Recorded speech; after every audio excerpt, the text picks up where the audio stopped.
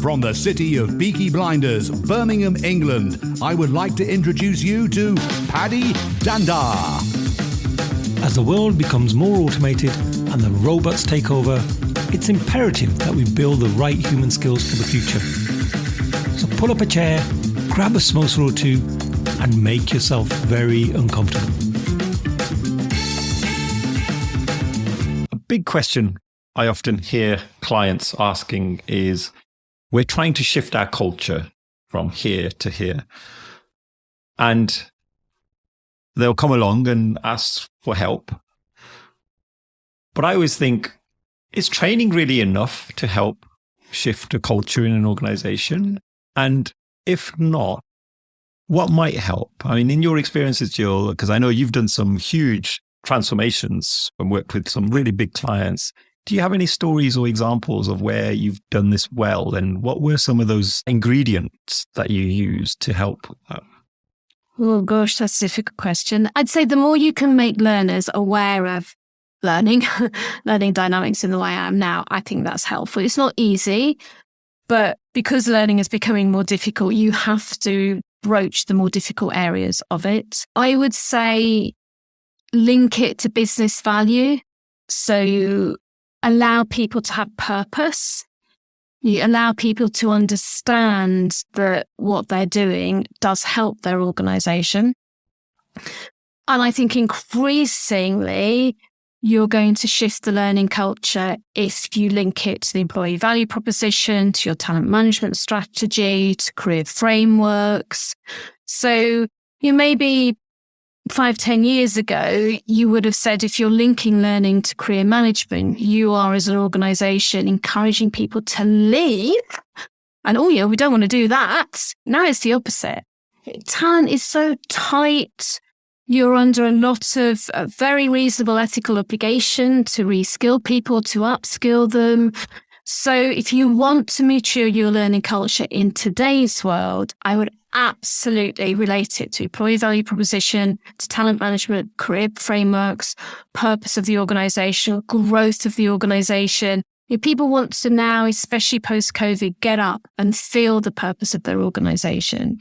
And if you link learning to that, we are teaching you this because it will help move our strategy on in this way.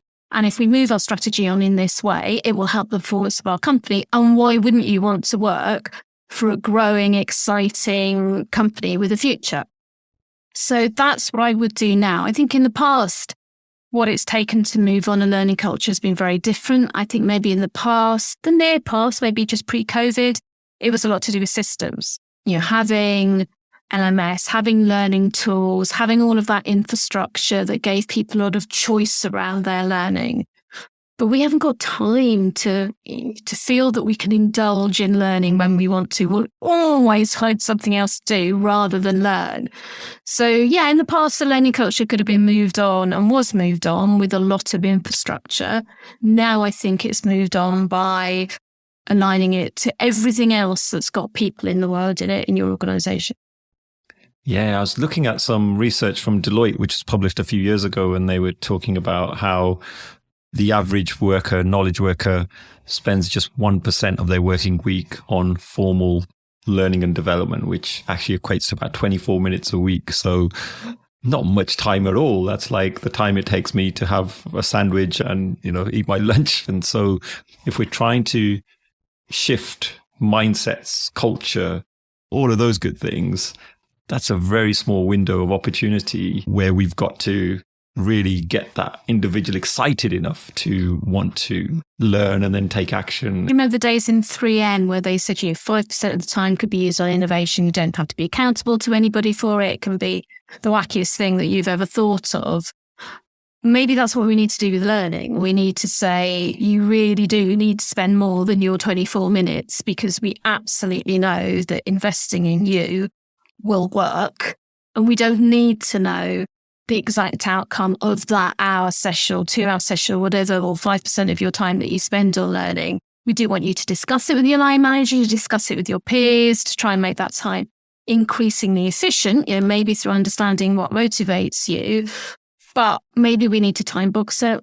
and give people permission to learn and not squeeze it around everything else that they do, because it's tricky to find that time.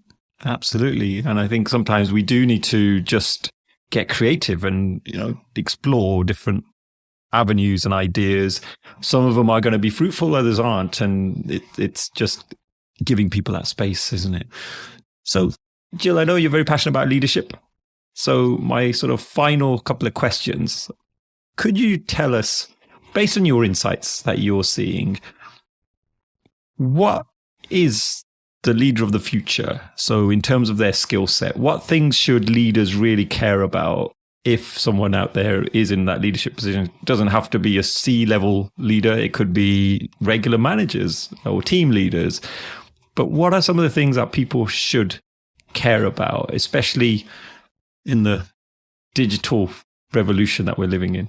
I think it actually links to what I've just been saying to you, in that I hear some quite young graduates who are being asked to lead say, that's not my job.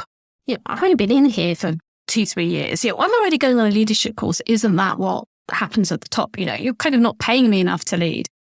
I hear senior leaders still saying, oh, excuse me, why are you using the term leadership for anybody inferior or lower down in the organization than me? Leadership is what I do. And yet we know, leadership should be distributed, should be everywhere.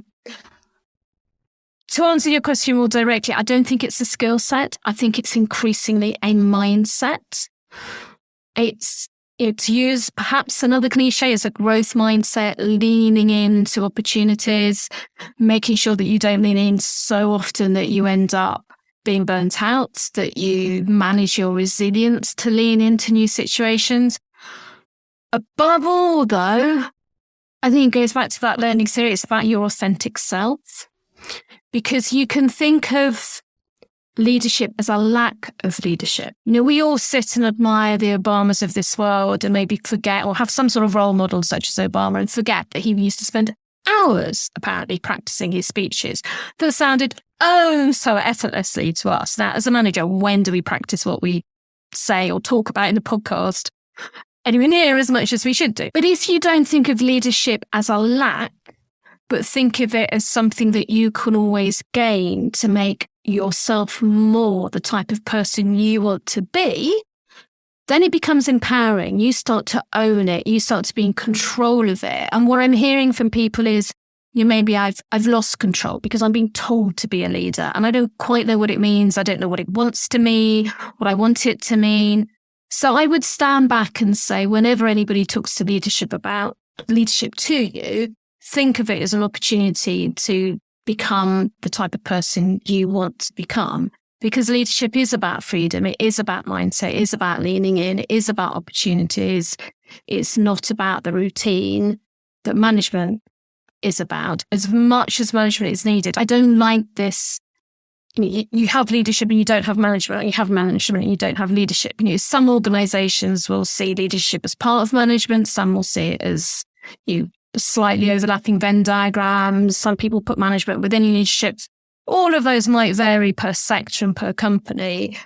Management has to be valued as much, if not more than leadership, because I personally don't think you can have leadership without good management. I think you need processes, you need things to work, to have the freedom and the mindset and the headspace to be a leader. But yeah, it's about you. It's about your opportunity to gain more out of your work and continue to develop. And then that takes us back to learning. Finally, question on my mind is, what is the state of leadership in today's world? Are we in trouble? Do we need to have more people having that mindset that you mentioned, that growth mindset? Or do we feel that the majority of us have it? We just need to give those people a little nudge along the way and help support them a little bit more. Like, what's the state of play? Well, I think I'll give two answers to that. The optimistic of me says, I do see younger people show leadership around climate change, around ethics, around organizations needing to have corporate social responsibility. And I think that's a form of leadership that yeah, maybe it's been around before. There have obviously been other generations that have had a political or societal view of business. So I think that's maybe the optimistic person in me. I think the pessimistic is that there's a knowledge action gap. So you can find as many theories and as many articles about leadership as you could possibly read if all you did in your life was not sleep and just read about leadership. You still wouldn't get to the end of what there's been written about leadership. And so I think we can overwhelm people with what it is and its importance in terms of knowledge, but not close that gap around what does it mean for me, you, everybody to act as a leader in a way that builds on diversity, is inclusive, links to performance. So that's the pessimistic side, because I think it's become more difficult to be a leader because you've got to learn to lead, you've got to constantly adapt. You're always learning, you're always changing to become ever more that person you want to become, which is great news. But there's so many blockers that are going to stop you if you're not careful and you don't care for yourself in the workplace and think about how you want to become a leader. And if you're a manager, how to help other people become leaders. I think we need to talk far more about the fact that it's tough. You can read article after article that makes it sound easy. It's not. It's not. It involves a lot of your character, it involves a lot of energy, it involves a lot of understanding of business value, it involves a lot of failure. I'm a great fan of the podcast, Learning How to Fail. I think it's really fascinating. And yet, have we got the psychological safety in most organisations to earn up from it, to genuinely learn from it and move on? I'm not sure that we do yet. But maybe that's what you and I are here for. Fantastic. Thank you, Jill. We are out of time. And honestly, I could talk to you all day about this topic because I know we're both very passionate about helping organizations move forward and cope with all of the uncertainty that's around them at the moment, especially the disruption as well from technology and some of the new startups that are cropping up as well. So fascinating topic. Thank you so much for sharing your insights today, Jill. It's been a pleasure having you on the show. You're very welcome. I've learned from it. I think the moment you have to articulate your views on these things, it makes you think and wonder, and more questions come into your head and answers come into your head. So it's been good fun.